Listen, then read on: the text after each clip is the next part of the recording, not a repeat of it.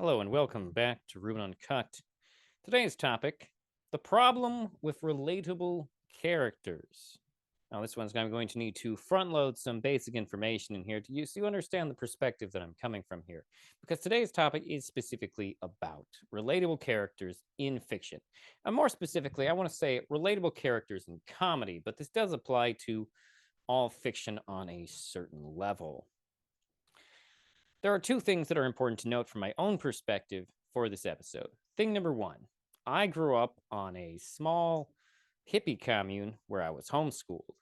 I do I do not walk through the life automatically assuming that I will relate to other human beings. In fact, I frequently assume that I will not, at least not on a basic level of shared experiences. I have many experiences that the average person has not had, and there is a surprising number of average person experiences that I haven't had.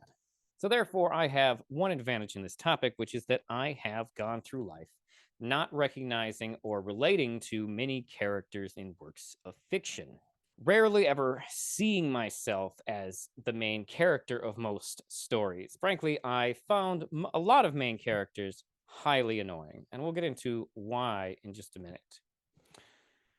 Actually, you know what? I'll just get cut right to that. I found a lot of characters annoying in fiction because you may or may not have become aware of this at some point when reading books or watching TV, but a lot of fiction relies heavily on a main character who is essentially an audience self insert character. These main characters, especially in young adult fiction from a certain era, the era I grew up in, is pretty common.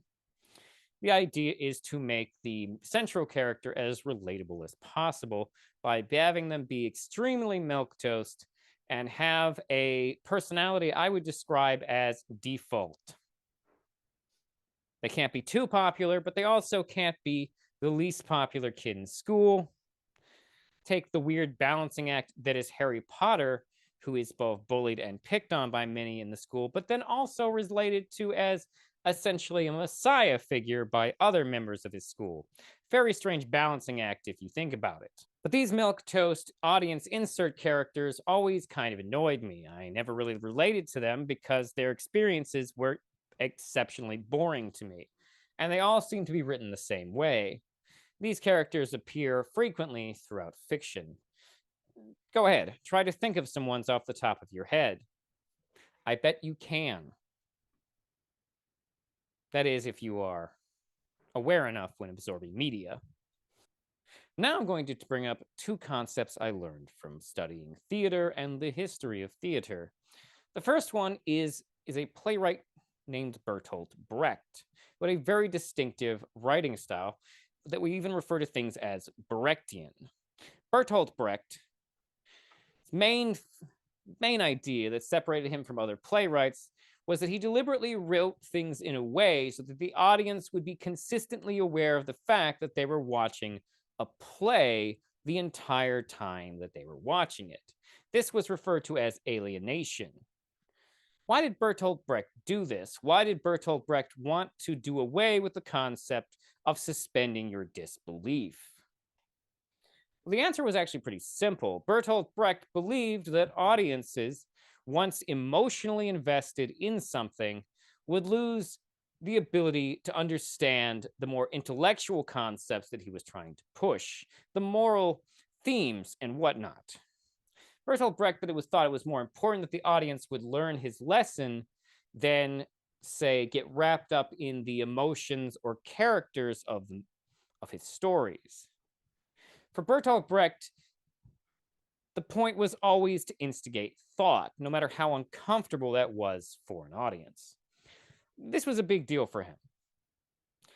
And the thing about it is that his theories aren't incredibly off base. The other theater history concept that I'm going to bring up here is the Greek theory of comedy. Those who listen to my podcast have probably heard me talk about this before. The Greek theory of comedy, or ancient Greek theory of comedy, not including satire, or later became satire,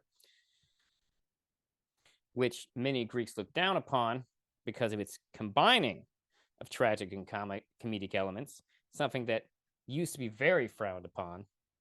The mixing of genres was not favored, not favored by them at all. However, the Greek theory of comedy essentially works like this. Comedy is about bad people succeeding. Comedy is about people who should not succeed, who are lowly, lying, sniveling, cheating people who somehow succeed in spite of the fact that they lack any and all moral character. This, to the Greeks, was the heart of comedy. And ultimately, this remains true. The heart of comedy is ultimately about bad behavior. There is nothing funny about someone who is good at what they do. There is nothing funny about someone who lives a pure, good life. There is nothing funny about someone who has no faults. Comedy is based on our faults, at least on a certain degree, because technically comedy has expanded over the decades. I'm sorry, centuries, which I'm not going to discredit all the comedy that came after the ancient Greeks. That would be dumb. We now understand comedy a little bit bigger than that, but the underlying element of comedy remains the same. Characters written in this manner appear in all sorts of comedies and shows. Now, the problem is when people find those characters too relatable. Once you find a character who is meant to be the pivot point of the comedy, the person whose bad behavior the comedy is centered around, we lose sight of the lessons that we're supposed to be learning from their bad behavior. Studies have actually shown that when we laugh at other people's misfortune, we fail to learn from their mistakes, because our brain wants to desperately believe that those things couldn't possibly happen to us. It's a big deal. This is why I'm not a huge fan of Schadenfreude. I'm very sardonic, but I'm not a huge fan of that, Schadenfreude. Schadenfreude, of course, is a German word for finding humor in the suffering of others. How very German of them. A friend of mine has been telling me a lot about German stories that they would tell their children, and let me tell you right now, the Germans, weird, dark people. Very weird. But where was I? So the thing that gave me the idea for this is I was watching a YouTube show where they were talking about conservapedia and TV shows that conservatives considered conservative. And one of the ones on the list was The Office, which is interesting because The Office is definitely politically neutral. I can't express that enough. From what I've seen of The Office, I can't think of a more politically neutral show. But that's not what's important for this conversation.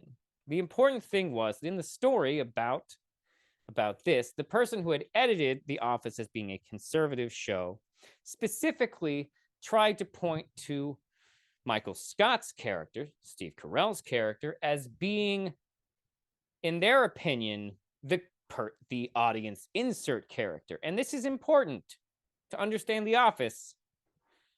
He is not. The Office is literally a show built around the idea of having a bad, cringy boss. He is the central point of ridicule for the program. You're not meant to think of yourself as Michael Scott, because Michael Scott is an idiot. Michael Scott is someone who tries too hard and doesn't really know how to be a boss. In fact, that's the entire concept of The Office. It is a show about an office that has to put up with a ridiculous boss. In this case, Michael Scott. If we relate to Michael Scott too much, we will lose sight of the fact that Michael Scott could teach us all some valuable lessons about how not to be a terrible boss if we were paying attention and also recognized his actions as being the actual problems. Conservatives apparently interpret this show as Michael Scott trying to deal with the absurdity of living in a more progressive world, which is a hell of a read on it. It's a hell of a read. Especially since even this reading leaves out the fact that Michael Scott is the one meant to be learning the lessons. Also, the interpretation of Michael Scott being the audience insert character is wildly off base when the audience insert characters are clearly Jim and Pam. Which actually, along with the theory that I'm purporting here, might be why it took so long for audiences to realize that Jim is a total piece of shit as far as a human being goes, because he was made into this likable, sarcastic, silly, fun guy at the office who was semi-relatable. A little bit of a slacker, but also does his work. It goes on and on. But it's essentially a show. It's essentially a show where we're a very standard individual played by Jim. We're a very standard individual like Jim, essentially, bullies his neurodiverse coworker, Schrute, played by Rainn Wilson. But I'm getting off topic here. The point of the show is, the point I'm making here is that Jim is the self-insert audience member for men.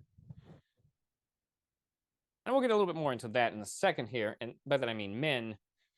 The thing about that is that many people watch the show and do not realize all the negative behaviors that Jim has. Frankly, I don't relate to Jim at all. And in fact, I relate to very few people in the office. Okay, that's not true. You know who I relate to in the office? Creed. Creed is the #1 character I relate to in the office. The only difference between me and him and how we work in an office is that he's much more open about his drug use than I would be in an office. I keep that shit on the down low when working in an office. Because those things are full of squares. And I'm not just talking about the cubicles. Maybe that's why they give us cubicles, to form us into squares. Just a thought. But anyways, the point is that if you are relating to Michael Scott, you might have a problem. You might be failing to learn the lessons of Michael Scott. Michael Scott is essentially a man-child who doesn't know how to take care of himself, let alone the office. And the show shows us this repeatedly over the course of the program. He wants to be liked. He wants to be in charge. He wants to be successful. But it can't be any clearer than that he has someone who has somehow failed upwards. How did this happen? Who knows? Although, to be fair, Michael Scott is the most benign of the examples we could use to talk about this. Some much more serious characters throughout comedy and both media in general have been much worse role models than Michael Scott. Michael Scott is just an inconsiderate idiot man-child who can't take care of himself and often drags other people down with him. There's a whole bunch of people out here nowadays, though, that think that characters like Rick from Rick and Morty is a badass. And in a way, they're not entirely wrong. But if you fixate on how cool Rick is while you're watching the show, then you're probably missing the general point of Rick and Morty, which is that he is fucking terrible. Just the worst. All of his own suffering are related to his own faults. He is a disaster who brings danger and havoc to him and his family. Was he once one of the better Ricks in the multiverse of Ricks? Yes. Morally, yes. But after his family was killed by a different Rick from the multiverse of Ricks, he turned into a drunken piece of shit as he failed to cope with his own grief. When you break it down, the central element of most comedies relies on one of two concepts, and I will use King of the Hill here as an example for both. King of the Hill initially, as a program, was set up in a way where the show is about Hank Hill, a very conservative-minded Texan fellow, slowly learning important lessons about life as he interacted with the more progressive aspects of society. frequently forcing him to learn from people he would rather kick in the ass. And this was the initial setup. Hank Hill has a problem. Hank Hill learns to be better. And if you pay attention to the course of the show, you will watch Hank Hill transform from a very angry, aggressive man into a much more even-keeled, almost wise person. On the flip side of this realm of comedy is, of course, Peggy. The difference between Hank and Peggy is that the show is not set up for Peggy to learn lessons, despite her superior intelligence and having generally more progressive ideas than Hank. Although, to be fair, it's shown to us numerous times that she doesn't really understand these progressive ideas. Peggy doesn't typically learn anything. Peggy is occasionally humbled, but it never truly changes her behavior. Peggy is too full of herself to ever truly change. And these are the two sort of basic back and forths of comedy. You see, because for comedy, most good comedy does focus on people who are flawed, who can't seem to overcome themselves. That is one of the primary roots of comedy. Hank Hill is someone who is slowly learning the lessons as he becomes a better person. These lessons built into the very structure of narrative of the show. Peggy, however, is someone who just won't change. Another great example of this Peggy dynamic, possibly the greatest example in all of comedy, is BoJack Horseman. BoJack Horseman is someone who desperately would like to change. But when push comes to shove, he will always reach for the self-destructive option. It is a brutally honest depiction of a character who suffers from depression. As he struggles to go through life trying to be better, but as life pushes back, he continuously finds himself becoming more self-destructive. This is where both the tragedy and the comedy of BoJack Horseman comes from. Is that BoJack Horseman is someone who would like to be better. He is someone who would desperately like to be a good person. But every time he reaches for it, it falls between his fingers. This is deeply tragic, but it is also part of the comedy. BoJack suffers because he cannot change. Now, does BoJack grow over the course of the show? Yes, absolutely. But at the end, his foible is so deeply impacted in him that we never really see him truly change. He is forced to keep going on. Life continues around him as he struggles to be a better person, even as his behaviors hurt the people he cares most about and drag him down further into his own sense of failure. Fun fact about BoJack Horseman: if you're watching the show and his roommate Todd, voiced by Aaron Paul, has a particularly silly B plot going on, then you know you're about to see some extremely dark shit in the A plot following BoJack. I personally find BoJack very relatable. However, there's never a point in the show where I allow how relatable his character is to me for me to lose sight of the lessons that are meant to be learned. Continuously reaching for self-destructive behavior, even if we consider it to be a coping mechanism for our own suffering, ultimately will not render us safe from that suffering.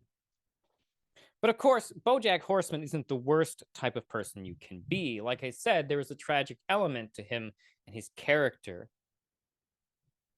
His inability to stop making the worst possible choices in his life when the things get difficult are just what makes BoJack so heart-wrenchingly unique and honest. But let's go a little sillier here.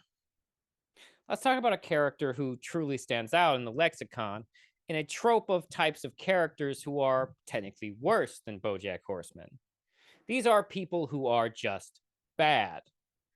And these people frequently show up in comedy.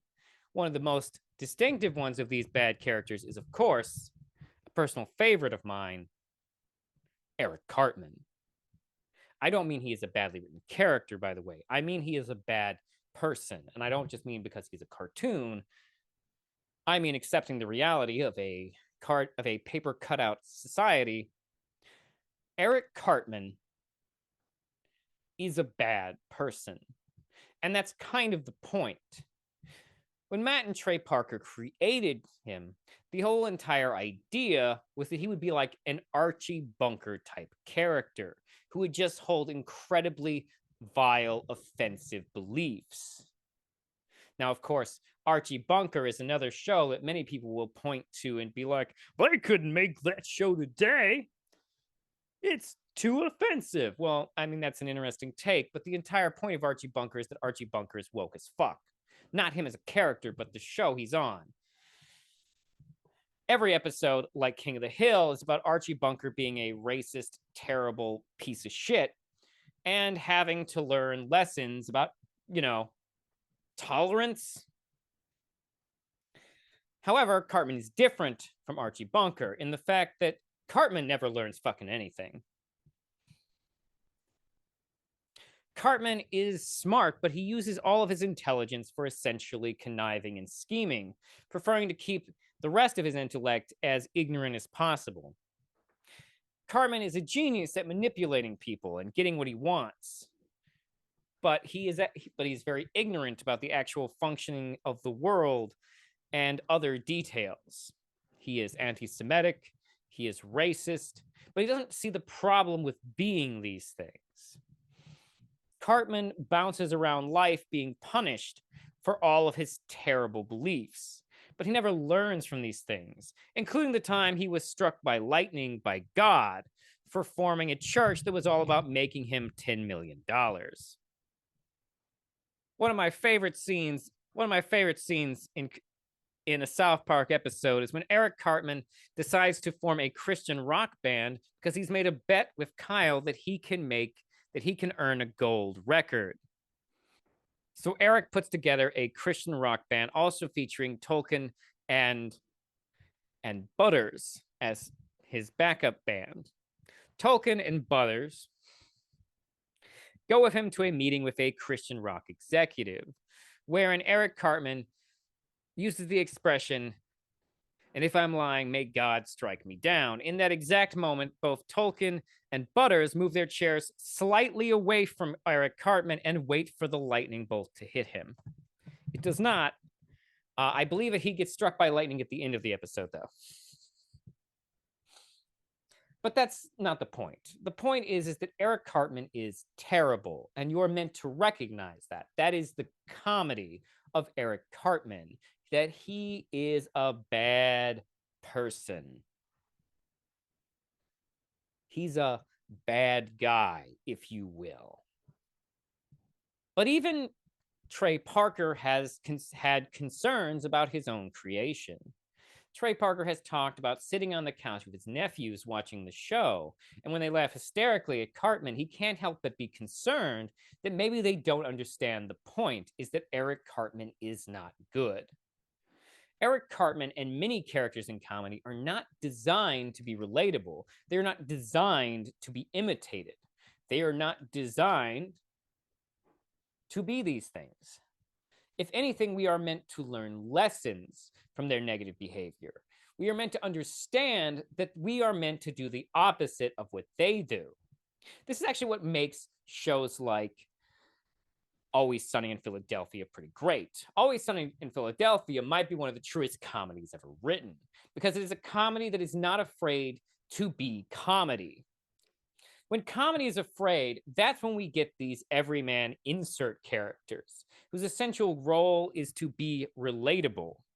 This is the weakening of comedy. This is the kind of bullshit we saw with shows like Full House and other TGI Friday programs, where the idea now was that we would find comedy in the wholesomeness of everything, and dads would be generally competent. Many societal critics like to complain about the treatment of dads in comedies, and how they've become stupid and whatnot. However, they fail to understand that, yeah, comedies are not meant to be about dads who are good at being dads. Just so you know, that's not how comedy works. In fact, arguably, it's better that they be dumb, because then at least they're just stupid and not terrible garbage like Archie Bunker. But Always Sunny in Philadelphia is pure comedy, at least from the perspective of how the Greeks would view comedy. Throughout the show, it is made clear to us that we are neither meant to relate to anyone in the gang, nor like or respect anyone in the gang. Occasionally, are Charlie and Mac occasionally likable? Sure, but they're also bigoted and stupid. Easily, I mean, is it fair to say that out of the people in the gang, they are probably the least horrible? Yeah, but that's a pretty low bar when Dennis is a straight up sociopath, as the show basically implies throughout its runtime. Does does Mac understand or have problems with many of the ways that Dennis treats women? Yeah, but almost any outsider would. And it's worth noting that Mac, before coming to terms with the fact that he is gay, is the most homophobic in the group up until that moment. Charlie is the most uneducated of the group, with the most confusing worldview of any of them. And then, of course, you have Danny DeVito's character, parents to both Dee and Dennis. Danny DeVito's character used to be a man of exceptional wealth, and now he lives deliberately in squalor, choosing to be drunk and on drugs whenever possible. And of course, there's Dee, sweet narcissistic Dee, who has a kind of an idea of what a good person should be like, but isn't truly capable of rising to be that. Her behaviors are often pretty bad. In fact, if there's anything that can be said for anyone in the group, it's that they all look pretty morally superior to Dennis, who is just the worst. But they are all incredibly flawed, and you're not meant to find any of them relatable. They come off as Philadelphia white trash, and they're supposed to. Their viewpoints and struggles to be normal or progressive are meant to represent how confused these people are. It has been pointed out that this show actually does good progressive representation if you come into the show understanding its main conceit, which is that everyone in it is terrible. In many ways, I would say that It's Always Sunny in Philadelphia is the better version of Seinfeld. Oh, I know, you all love Seinfeld. I'm going to be honest, I don't love Seinfeld, and I mean both the comedian and the show. Maybe I should sit down and try and give Seinfeld another chance at some point. I mean, I'm not the comedian, the show itself. I can't get past how bad of an actor Jerry Seinfeld is. Like, and I'm very forgiving of bad acting, but Jesus Christ, Jerry Seinfeld, they paid you that much money to just look permanently surprised? What the fuck? Where was I? Right. However, I have to give credit where credit is due. At least the good thing about Seinfeld, the thing where I have to be like, well, that was a good thing they did there, is that Seinfeld also understands the Always Sunny conceit, which is that no one in the show is good. In fact, I don't find anyone on that show truly relatable. Well, maybe Kramer a little bit, but that's because I've always been a fucking weirdo. But Seinfeld is also based around the basic idea that these characters are pretty fucking unlikable.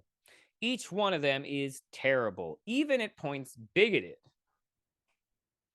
But it's the 90s, so not against minorities. Well, not against ethnic minorities. They were bigoted towards mostly gay people. Very common for the time. It was the 90s.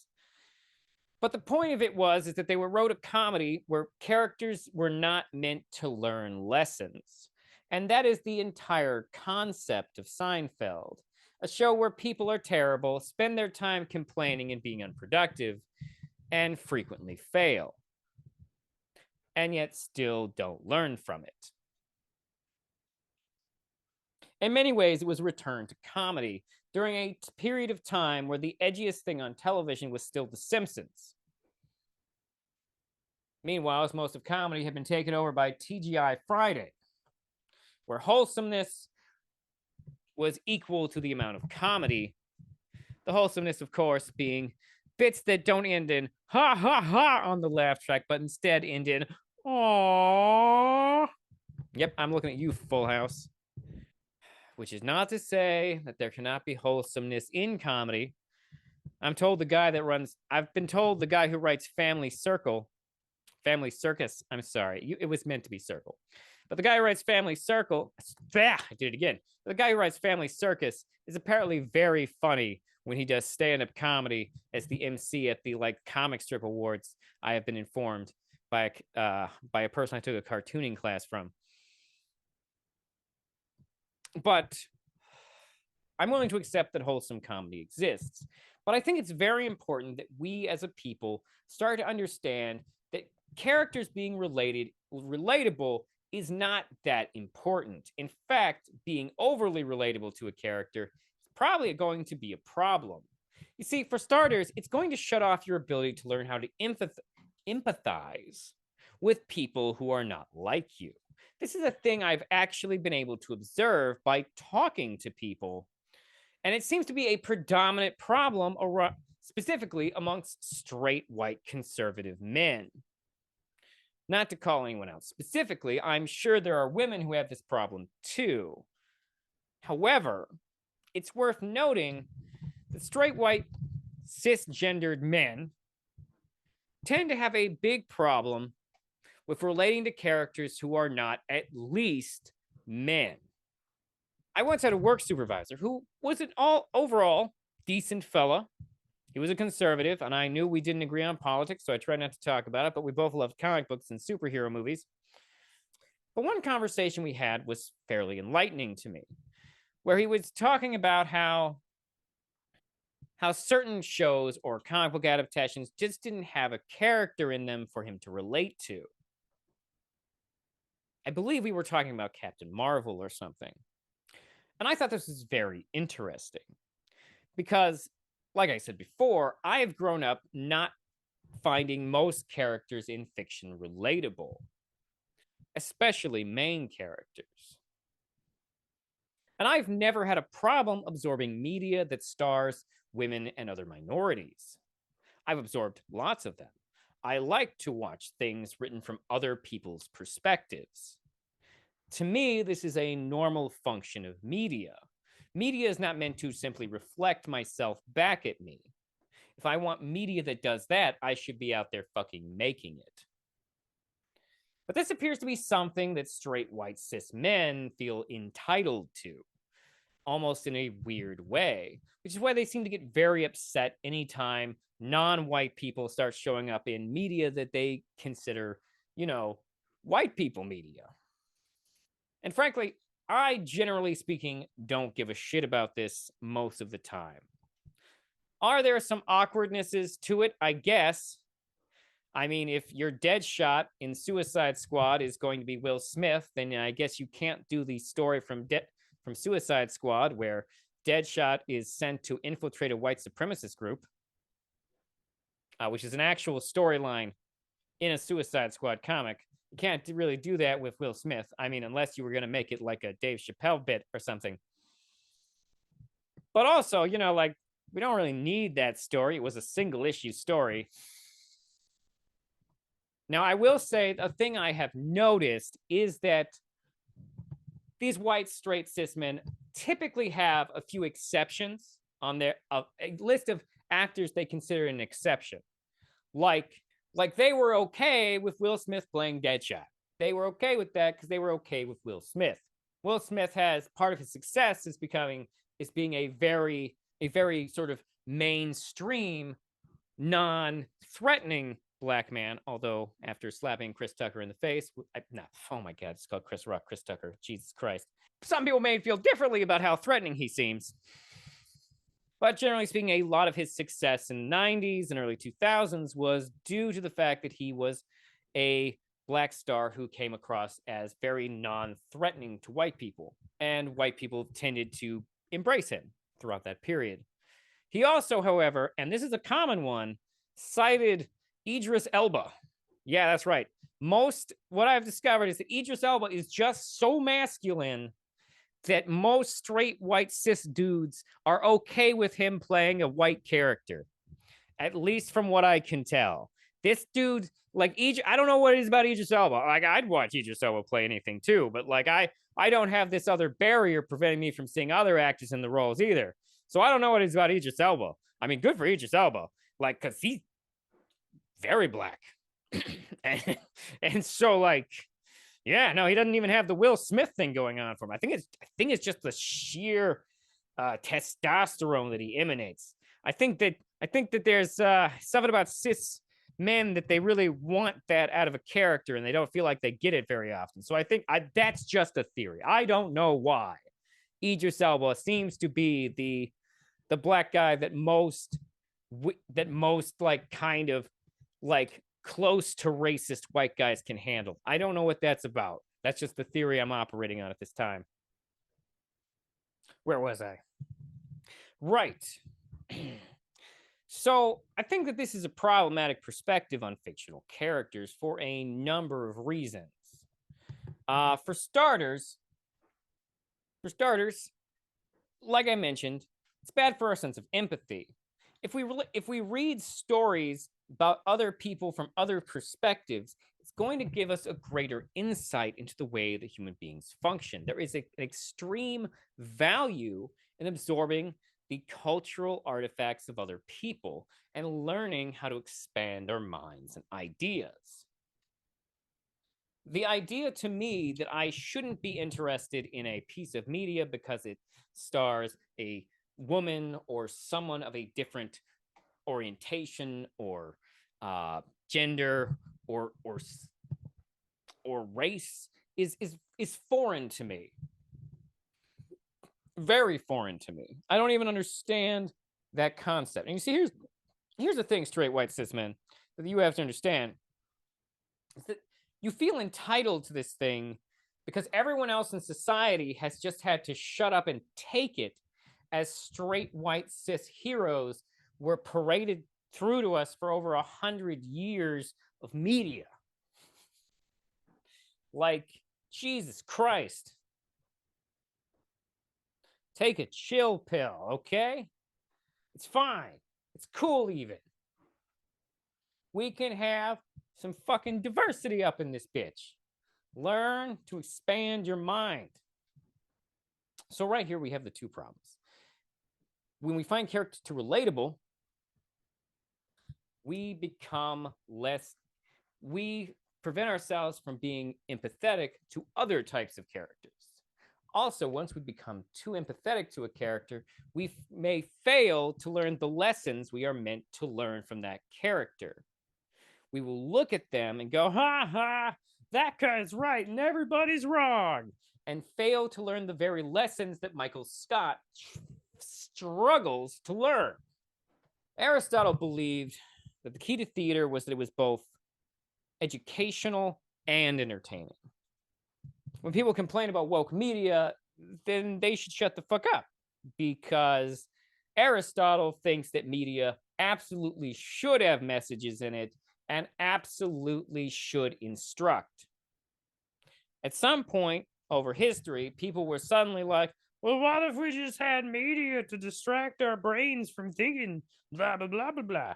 And we made that media a lot, because any hack can make that kind of media.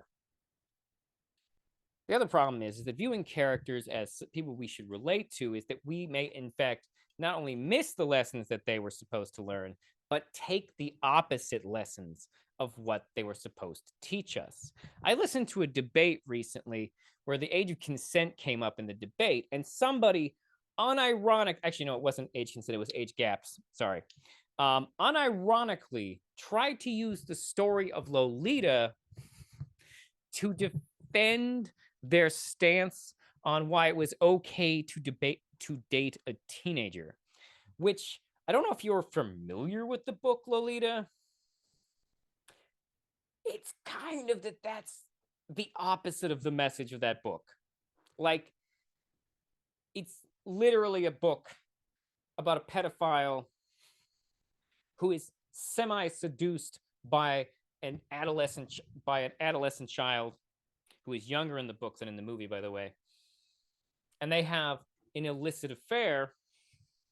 But the thing is he's not a good guy, huh? The main character in Lolita, you are meant to recognize as a problematic criminal of a person. And yet I'm listening to a debate between these two people, and this fucking weirdo is like trying to use this book as an example of how that unequal power dynamic is good. That's insane. Like, that is the worst reading of a book and character I can possibly even imagine.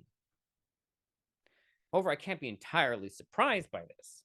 For centuries, satire has been mistaken for the things it was mocking a lot. In fact, one of the things I find most annoying in movie critic reviews is literally my entire life I've been reading movie critic reviews for movies that are meant to satire our society's obsession with violence, and they always just end with, "This movie is obsessed with violence." It's like, okay. Look, I'm not saying the movie Gamer is like incredible satire or anything. It's not a great movie, but like, to fault it for having a lot of excessive violence when the entire premise of the story is that our society is obsessed with violence kind of misses the point. That is the point. Satire is meant to hold up a disgusting mirror to our faces and show us what's wrong with us. Satire is meant to be a form of ridicule, but is often mistaken for the thing it is ridiculing. A great example, I'm sure you've heard me give before if you're a regular listener, is the song "Fight for Your Right to Party" by the Beastie Boys. Because this anthem, if you will, was actually written by the Beastie Boys in an attempt to mock hair metal. And its vapid, vacuous ideals of partying as much as you want. And teenage rebellion sung at you by 20-year-olds. However, many did not realize this was meant to be a mockery. And over time, "Fight for Your Right to Party" was viewed as the thing it was mocking, that being a party anthem. Overly relatable characters and themes potentially risk the audience losing track of what the show is meant to teach us. In fact, this is actually something that sitcoms exploit. Many sitcoms lose their steam at some point in their run, but manage to keep limping along for 2, 3, maybe even more seasons of mediocrity. Because the audience has already identified the characters in the sitcom as their friends. And once your brain starts to identify fictional characters as your relatable friends, then you want to have them around whether or not their show is still any good, or whether or not their show was ever good. You know, like Friends, which was never good. It just played into a typical fantasy that we all have, which is that we will grow up and we will, despite our struggles, we will always have our friends around us. It's a beautiful fantasy. Of course, we grow up and eventually discover that the friends we've made over the course of our lives, we'll get married and have jobs and move across the country from you. And this is normal because, capitalism forces you to move. Now, look, I'm not saying that we should take relatable characters out of media and whatnot, because that's also technically impossible. There are going to be incidences where people write characters that just happen to be relatable to random weirdo individuals. And I'm not even saying that the Bertolt Brecht theory works. And by that, I mean the concept of alienating your audience so that they can remove themselves from your art intellectually and be able to analyze it critically. I don't know if that is a solution to this problem. I just wanted to bring up that this problem exists to make possibly viewers of media a little bit more self-aware and aware of what they're taking in. The Greeks believed that comedy was meant to be a form of ridicule against those who were terrible. So when you are watching comedy, you must ask yourself, what behaviors is the comedy ridiculing? And that will tell you a lot about both what the message of the comedy is, the person telling you the comedy, and what the comedy is trying to inform you of. Think about that the next time you're absorbing some comedy. Thank you for listening to Ruben Uncut. Please like and subscribe wherever you're listening, but also check us out on Spotify because it really helps me out with Spotify, who are slave drivers. I'm kidding. Haha. Blinks eyes rapidly. Haha. But yeah, please like and subscribe and check out the YouTube channel, which maybe that'll motivate me to take better care of it because I'm slacking. Also, you can email the show at rubenuncut@gmail.com. Thank you very much. I hope you don't find me that relatable.